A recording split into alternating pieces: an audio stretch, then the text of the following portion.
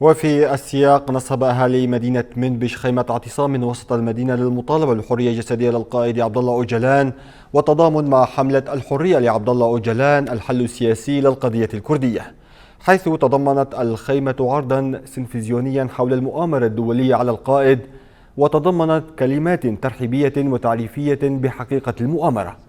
بهذا الصدد تحدث حسين بكاري عن برنامج فعالياتهم في الخيمة، فيما أوضحت رويدة حنيظل أن نساء مدينة منبج يعبرن عن تضامنهن مع حملة الحرية لعبد الله أوجلان الحل السياسي للقضية الكردية.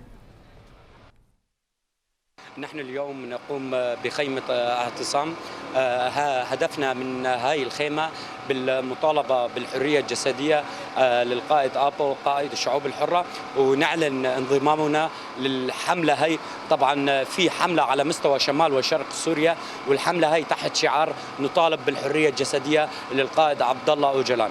وكونه القائد عبد الله أوجلان كان له دور أساسي بتخليصنا من عدة ممارسات وعدة ذهنيات كانت تمارس علينا نحن كشعوب المنطقة أو كشعوب شمال وشرق سوريا. كونه القائد كان هدفه الوحيد وهدفه الأساسي تخليص الشعوب المضطهدة من قبل الدولة الرأسمالية بسوريا بالأكمل.